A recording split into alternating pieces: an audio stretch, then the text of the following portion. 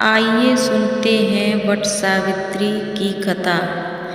एक समय की बात है, मद्र देश में अश्वपति नाम के महान प्रतापी और धर्मात्मा राजा राज्य करते थे। उनके कोई संतान ना थी। पंडितों के कथा अनुसार राजा ने संतान हेतु यज्ञ करवाया।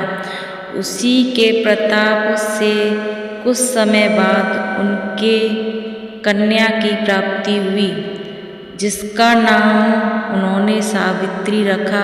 समय बीतता गया, कन्या बड़ी होने लगी।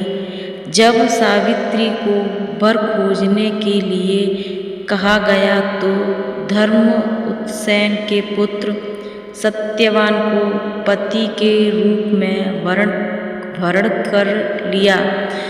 इधर यह बात जब नारद जी को मालूम हुई तो वे राजा अश्वपति के पास आकर बोले कि आपकी कन्या ने पर खोजने में बड़ी भारी भूल की है।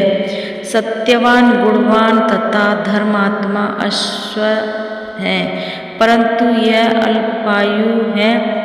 1 वर्ष के बाद ही उनकी मृत्यु हो जाएगी। नारद की बात सुनकर राजा उदास हो गए।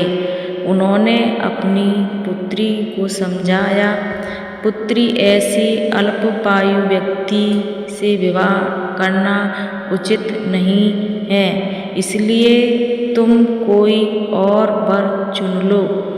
इस पर सावित्री बोली, तथा आर्य कन्या अपने पति का वरण एक ही बार करती हैं, अतः अब चाहे जो हो, मैं सत्यवान को ही वर रूप में स्वीकार करूंगी।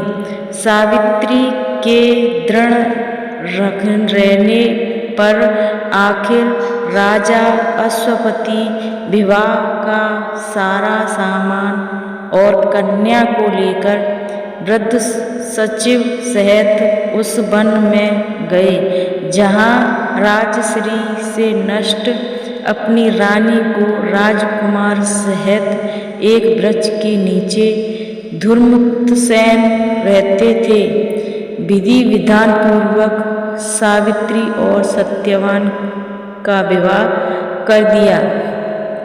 वन में रहते हुए सावित्री सास ससुर और पति की सेवा में लगी रही। नारद जी के बतलाए अनुसार पति के मरण काल का समय पास आया तो उपवास करने लगी। नारद जी ने जो पति की मृत्यु का दिन बतलाया था, उस दिन सत्यवान कुल्हाड़ी लेकर लकड़ी काटने के लिए जाने को तैयार हुआ तथा सावित्री भी अपने सास ससुर से आज्ञा लेकर उनके साथ वन को चली गई। वन में सत्यवान ज्यों ही पेड़ पर चढ़ने लगा, उसके सर में असहनीय पीड़ा होने लगी। वह सावित्री की गोद में अपना सर रख कर लेट गया। थोड़ी देर बाद सावित्री ने देखा कि अनेक दूतों के साथ हाथ में पास लिए यमराज खड़े हैं। यमराज सत्यवान के अनुष्ट प्राण जीव को लेकर दक्षिण दिशा की ओर चल दिए। सावित्री भी यमराज के पीछे पीछे चल दी। सावित्री को आते देख यमराज ने कहा, हे पति परायणे, जहाँ तक मनुष्य साथ दे सकता है, वहाँ तक तुमने अपने पति का साथ दे दिया। अब तुम वापस लौट जाओ।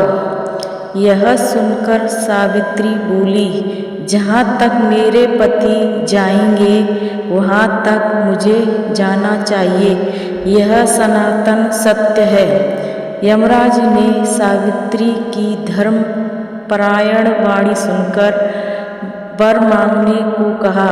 सावित्री ने कहा, मेरे सास ससुर अंधे हैं, उन्हें नेत्र ज्योति दे दो। यमराज ने तथास्तु उसे लौटकर जाने को कहा, किंतु सावित्री उसी प्रकार यमराज के पीछे पीछे चलती रही। यमराज ने उससे पुनः वर मांगने को कहा। सावित्री ने वर मांगा, मेरे पास ससुर का खोया हुआ राज्य उन्हें वापस मिल जाए। यमराज ने तथास्तु कहकर उसे लौट जाने को कहा, परंतु सावित्री अड़ंग रही। सावित्री की पति भक्ति और निष्ठा को देखकर यमराज अत्यंत दुर्बुद्ध हो गए।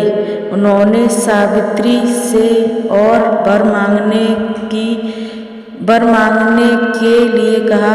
तब सावित्री ने यह वर मांगा, मैं सत्यवान के 100 पुत्रों की माँ बनना चाहती हूँ, कृपा कर आप मुझे यह वरदान दें। सावित्री की पति भक्ति और आदि से प्रसन्न हो उस अंतिम वरदान को देते यमराज ने सत्यवान को अपने पास से मुक्त कर दिया और वे अदृश्य हो गए। सावित्री अब उसी वट वृक्ष के पास आई। वट वृक्ष के नीचे पेड़ सत्यवान के मृत शरीर में जीव का साक्षात्कार हुआ और वह उठकर बैठ गए। सत्यवान के माता पिता की आँखें ठीक हो गईं, उनका खोया हुआ राज्य वापस मिल गया।